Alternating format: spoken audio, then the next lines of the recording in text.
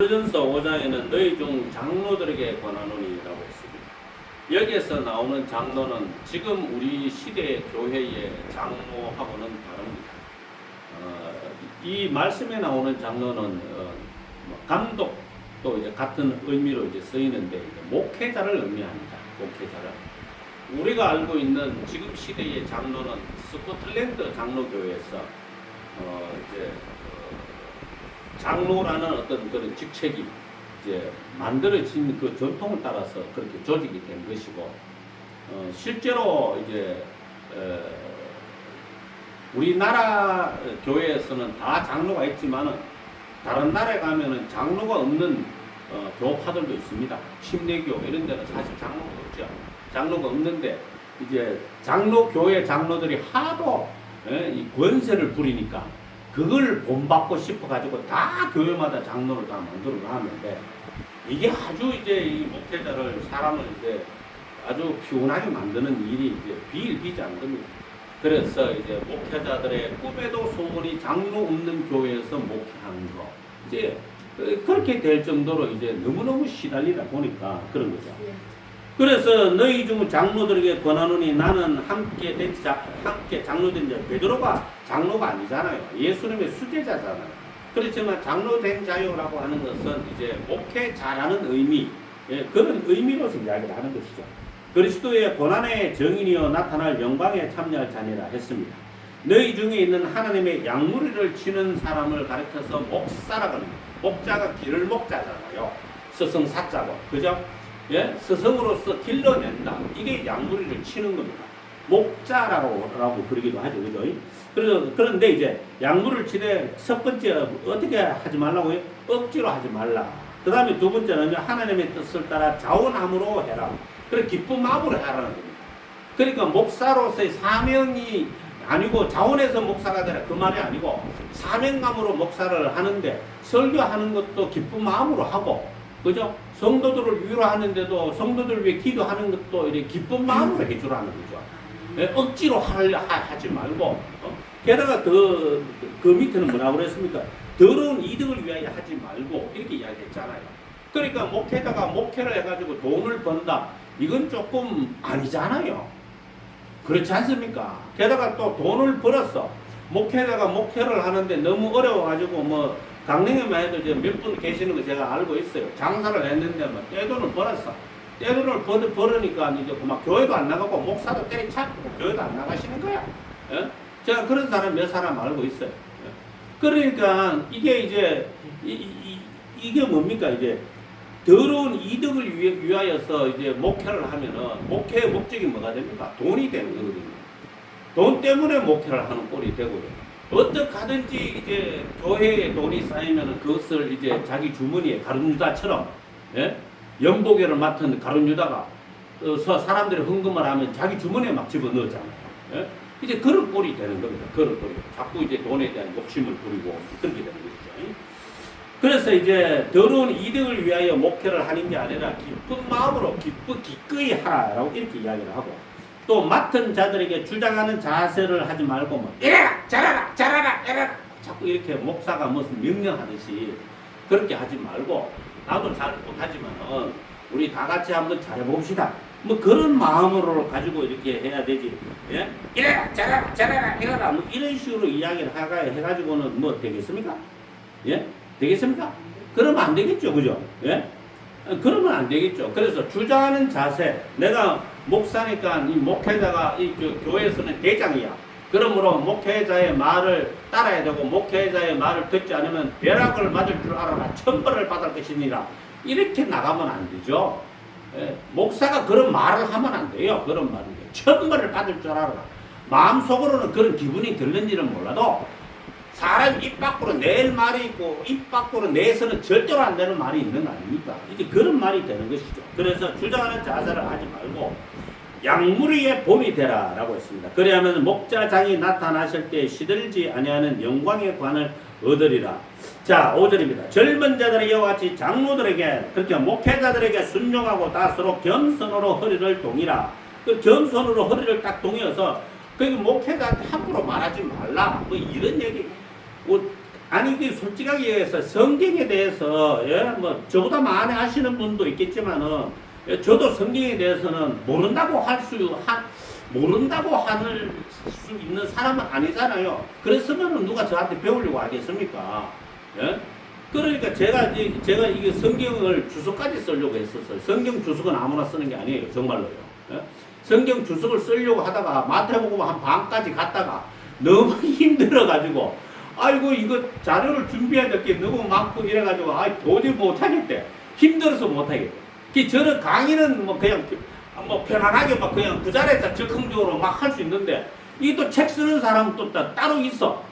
그래서 이제 우리가 이제 기도하는 이제 공원교회 강한흥 목사님은 저보다 한참 후배고 나이도 이제 저보다 적으신 분인데 벌써 책을 12권이나 냈는 거예요. 그 사람 책 내는 게 아주 그냥 뭐, 그냥 막 써가지고 내. 그리고 자기가 뭐 자기 돈 들여가지고 찍는 게 아니고 출판사에서 이런 내용으로 책을 써달라고 오다가 오면 자기 책을 써줘. 근데 돈은 못 분다 그러더라고. 책이 많이 안 팔리니까. 그래도 그렇게 책을 쓰는 이제 그런 어떤 재능이 있는 사람이 있어요. 근데 저는 책을 쓰는 재능은 없어. 근데 강의하는 또 재능은 있거든. 예? 그러니까 제가 이제 주석을 쓰고 또 뭔 책을 써보려고 하니까 아이고 너무나 힘들어가지고 그래도 제가 유튜브에 이제 시간과 영혼 그 강의안을 남겨놨으니까 이제 저 혼자서라도 이제 서브리 템프의 편지 뭐 하나님의 임재 연습은 너무 쉬운데 어떤 분이 도전하려고 하다가 포기하고 중간에 그만둔 분도 계시더라고요. 그건 너무 쉬운데 그런 걸 해설집을 만들어낼 이유는 없을 것 같은데 어쨌든 뭐 이제 그런 거라든가 또 아니면은 뭐 이제 성경 독해에 대한 이런 어떤 이런 것들도 이제 제 혼자서 이제 성경 읽으면서 이렇게 해석해야 됩니다. 뭐 성경 해석법에 대해서 저 혼자 이제 강의해서 이제 강의안을 이제 남겨놓을 수는 있겠죠. 근데 그렇게 강의안을 남겨놓으면 사실 책 만들기가 쉬워요. 왜냐하면은 말을 문서로 바꿔주거든요. 요즘에 휴대폰에서 말을 문서로 다 바꿔요. 소리를. 그리고 문서로 다 바꿔주면 이제 저것만 하면 되는 거예요. 이제 원고 수정만 딱 해가지고 이제 출판사에 딱 보내면 딱 되는 거죠. 예?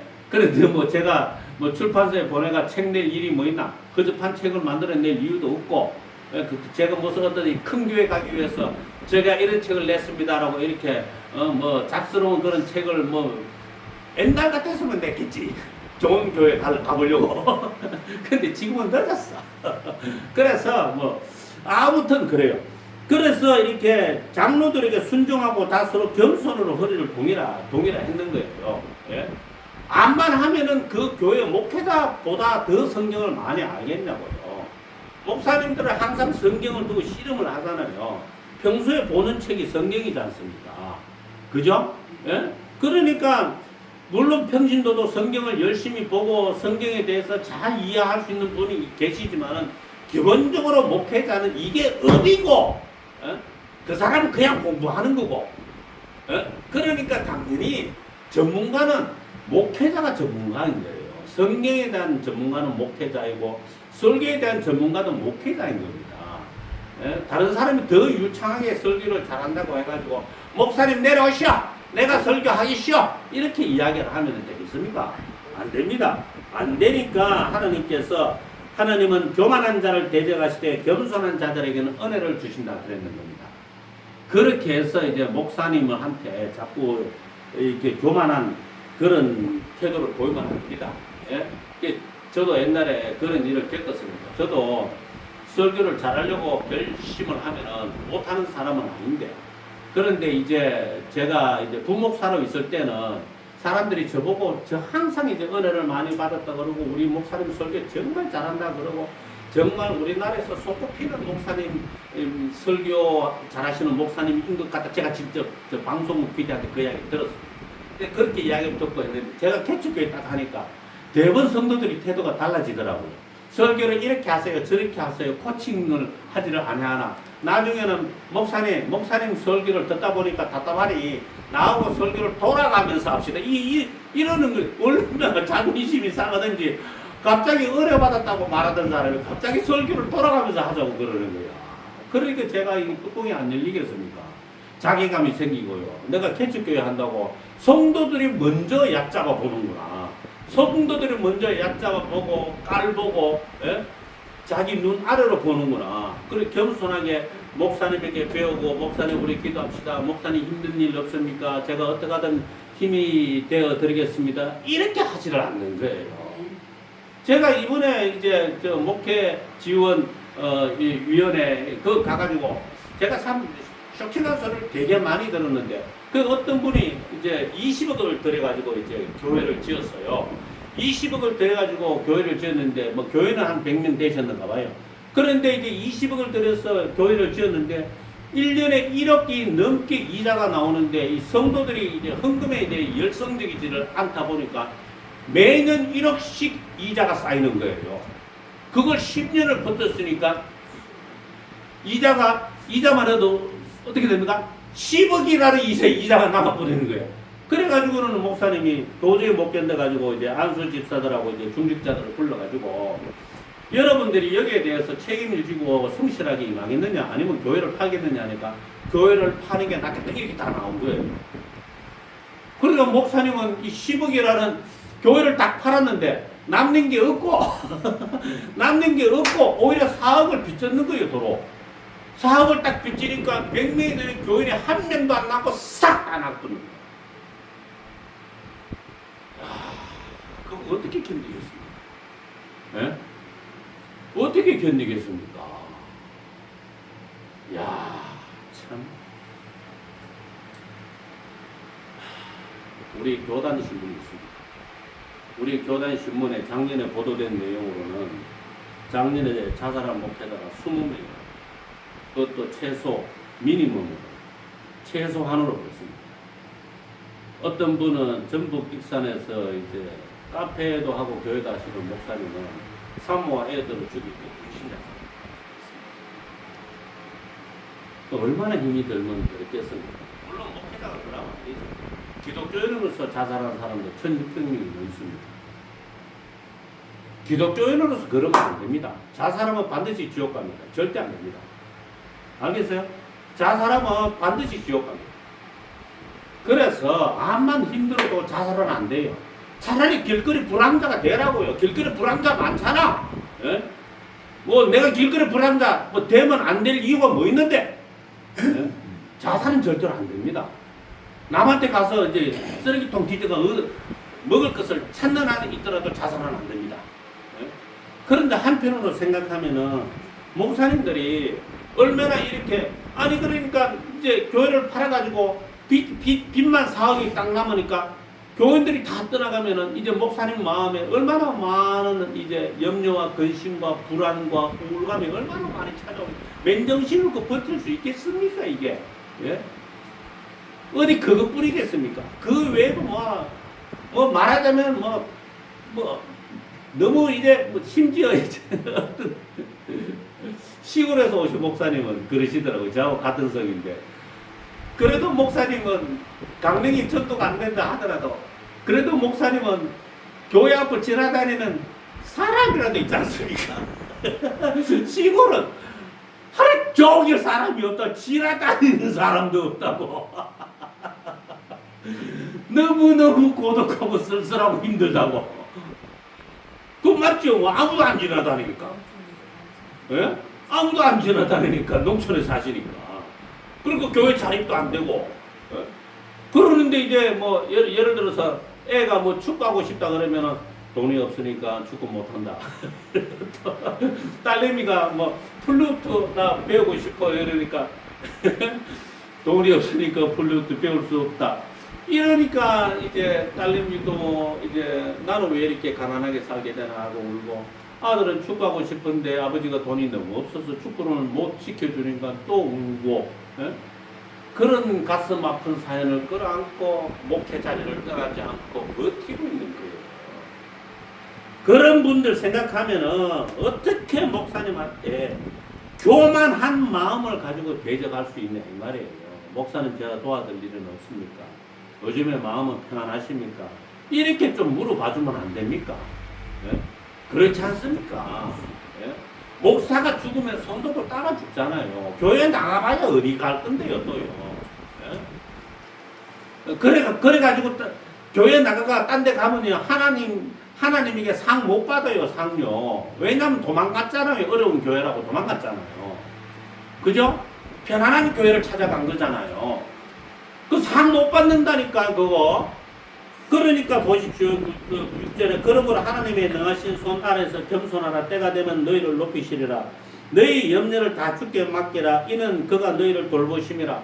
이게 성도들이 이제 교회에 대해서 어떤 염려가 생기면은 염려를 주님께 맡길 줄 알아야 되지. 자기가 고치려고 하면 자기도 안 고쳐지는데 교회를 어떻게 고쳐? 어떻게 목사님을 고칠 수가 있겠어?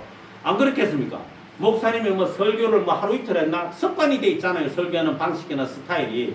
저는 이 습관을 한번 뜯어고쳐 한 2번인가 뜯어고쳤는데 고치는 게 정말 힘들어요. 설교하는 습관도 고치는 게 힘들어요. 예? 제가 뭐 어떤 때는 옛날에는 얼마나 빠르게 설교했는지 아십니까? 성도 여러분, 하나님께서 우리에게 모두 다 복을 주시고 은혜를 내려주시니 할렐루야 아멘 하십시오. 뭐 엄청나게 빠르게 설교를 했어요. 초창기 때는. 그리고 무슨 소리인지 못 알아들을 정도로 너무너무 조용히 목사님 흉내 낸다고 완전 따다다다다다다다다다다다 기와청 쏘듯이 그렇게 설교를 했거든. 그게 너무 빠르다는 거야. 그러니까 그럼 좀 천천히 설교하자 하면서 설교했는데 그 다음부터 고함을 지르기 시작하네. 그래서 설교를 하는데 또 뭐 고함을 질러서 하니까 귀가 아파 죽겠다는 거야. 그래 요즘에는 또 조금 바꾸려고 좀 천천히 그 다음에 고함도 덜 지르고 그래가지고 언젠가 한 번은 하도 고함을 지르니까 기차 화통사나 먹었나? 넌 고함을 저리 질러 쌌노? 그런데 어쨌든 간에 그런 목사님의 설교 스타일을 뜯어고치려고 성도가 하면 고쳐집니까 그게? 안 고쳐진다니까요. 그 이미 습관이 돼가 안 고쳐진다니까. 오히려 그러지 말고 예배 전에 일찍 와서 기도할 때 하나님께서 우리 목사님을 통해서 선포하시는 모든 말씀들이 제 마음의 진리로 깨닫게 역사하여 주옵소서. 이렇게 기도해야지. 이렇게 기도해야지. 목사를 바꿀 기도를 하는 게 아니고 내가 바뀌어지는 기도를 해야죠. 그렇지 않겠습니까? 예, 그게 맞는 게 말입니다. 그래서 너희 염려를 다 주께 맡기라. 이거는 목사님들도 마찬가지죠. 다 주님 앞에서 맡길 줄 알아야죠. 맡길 줄 알아야 되는데 자기가 어떻게 하려고 해보다가 안 되니까 아니 목회자 자살이 뭡니까 그렇게 마음 아프잖아요. 예? 제가 이거 한두 번 이게 들은 것도 아니고 통계로 또 그렇게 이렇게 우리 교단 신문에 이렇게 최소 20명이면 월등히 많습니다. 목사 자살했다는 소리 잘 안 하거든요. 숨기고. 그게 얼마나 심각한 얘기예요. 자, 그 다음 보세요. 그래서 자, 8절을 보세요. 근신하라 깨어라 너희 대적 마귀가 우는 사자같이 두루다니며 삼킬 자를 찾나니. 그러니까 이게 뭡니까? 너희 염려를 다 주께 맡기면은 마귀의 유혹을 이겨낼 수가 있어. 근데 너희 염려를 다 주님께 맡기지 않으면은 바로 마귀가 우는 사자같이 두루다니며 삼킬 자가 되는 거예요. 저 염려하고 있네. 저 쫓아가자. 가가지고는 잡아먹을 준비를 딱 하고 있는 거예요. 그래서 모든 염려를 주님께 맡기고 그죠? 겸손으로 이제 허리를 동이는 그런 마음 자세를 가지고 있어야 되는 거죠. 그래서 이제 항상 우리 마귀가 우는 사자가 왜 울어요? 배가 고프니까 우는 거잖아요. 그러니까 성도들의 영혼을 잡아먹기 위해서 두루다니는 거예요. 그러니 이제 교회가 항상 평안할 일이 없고 사람 사이가 평안할 일이 없는 겁니다. 우리 인생이 힘든 게 어찌 보면 당연한 것이고요. 그렇기 때문에 예수님께서는 너희 모든 염려를 주께 맡기라 라고 이렇게 이야기하고 있는데 주님께 맡기지 못하는 순간 우는 사자처럼 달려드는 마귀에게 잡혀버립니다. 그래서 이제 9절에는 너희 믿음을 굳건하게 하여 그를 대적하라 했습니다. 이는 세상에 있는 너희 형제들도 동일한 고난을 당하는 줄을 압니라 라고 했죠. 그래서 믿음을 굳게 하여 뭐를 대적하라고요? 마귀를 대적하라고. 그러면은 믿음을 굳게 하여 마귀를 대적하라는 말이 나사렛 예수의 이름으로 명하노니 마귀야 물러가라 그렇게 말하라는 말이 아니고 믿음을 굳게 하여 뭐라고요? 너희 염려를 다 주께 맡겨라 그 뜻인 겁니다. 예? 믿음에서 흔들리지 말고 염려를 다 주님 앞에 맡겨라. 그런 의미인 거예요. 아시겠어요? 네? 할렐루야 한데 아멘 하고 큰 소리 쳐봐야 아무 의미가 없어요. 나의 삶에 또 나의 생활에 나의 신앙에 나의 교회에 모든 염려 근심 걱정을 주님께 맡기는 것이 믿음을 굳게 하는 것입니다.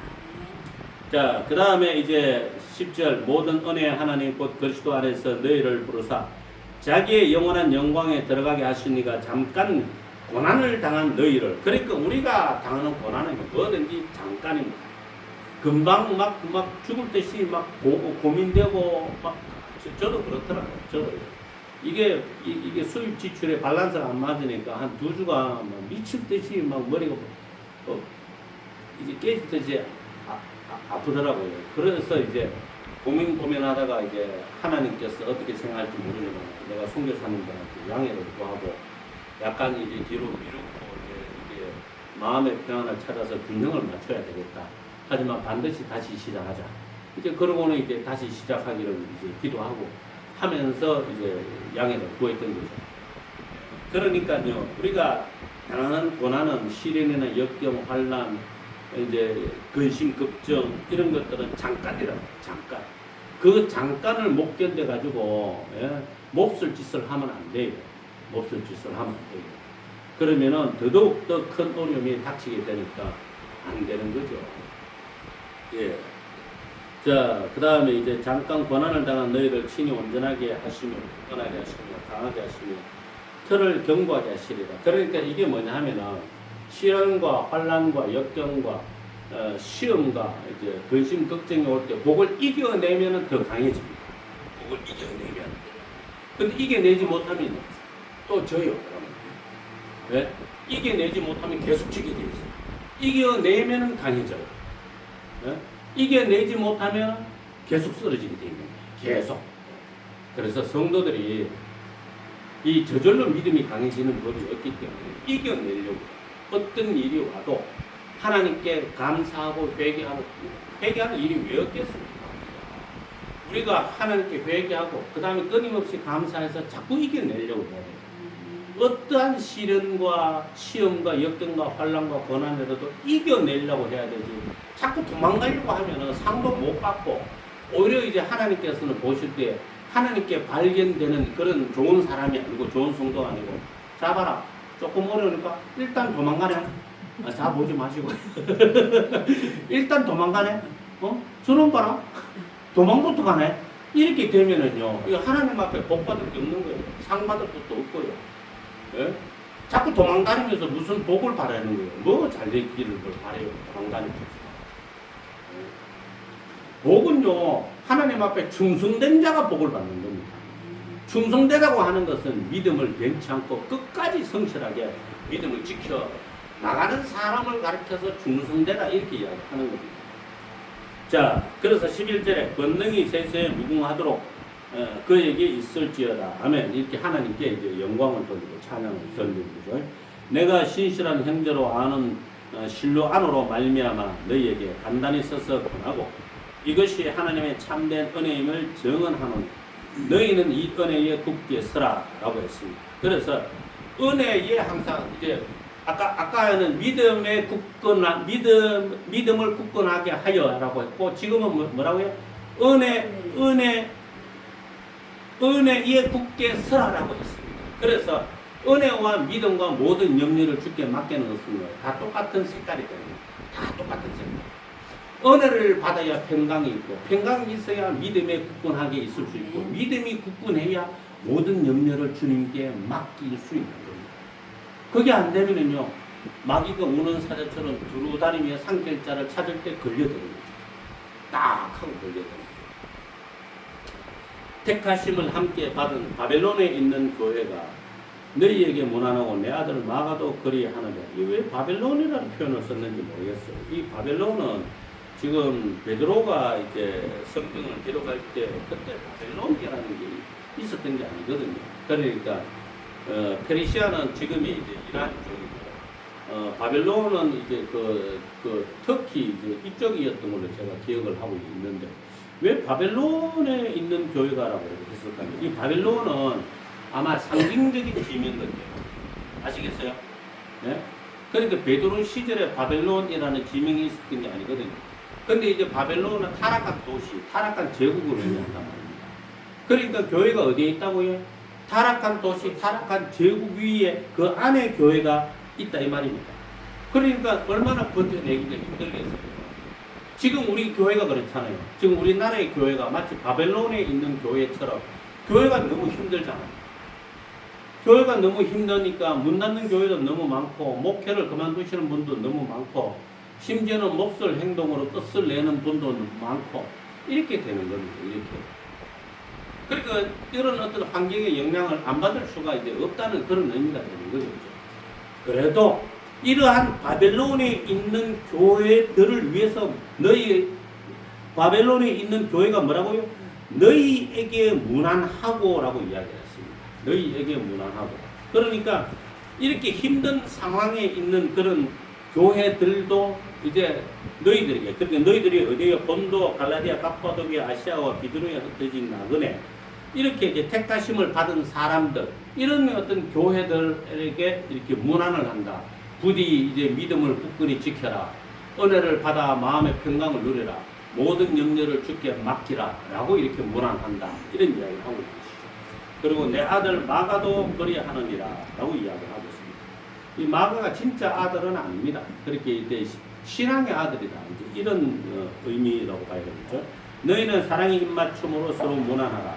그리스도 안에 있는 너희 모든이에게 평강이 있을지어다. 그러니까 이 베드로전서 5장 말미에도 뭐라고요? 은혜 위에 은혜에 굳게 서라 하고 그 다음에 평강이 있을지어다 이렇게 이야기를 했잖아요. 베드로전서 1장 맨 처음 즉 2절에도 은혜와 평강이 너희에게 더욱 많을지어다 하고 5장 말미에도 은혜에 굳게 서고 그 다음에 모든 이에게 평강이 있을지어다 이렇게 이야기하는 거예요. 그래서 우리는 은혜 받기 위해서 힘써야 되지 은혜 받지 못하는 그런 자리를 본받아서 걸어 나가면은 은혜로 말미암아 평강이 오는 대신에 불안이 오고 불평이 오고 남을 정죄하는 것이 오고 마귀가 꼬드기는 그런 유혹과 시험이 오게 되는 겁니다. 그래서 은혜 위에 굳게 서서 우리 스스로 마음이 평안하도록 잘 다스려야 될 줄 믿습니다. 자, 다 함께 이제 기도드리겠습니다. 사랑이 많으시고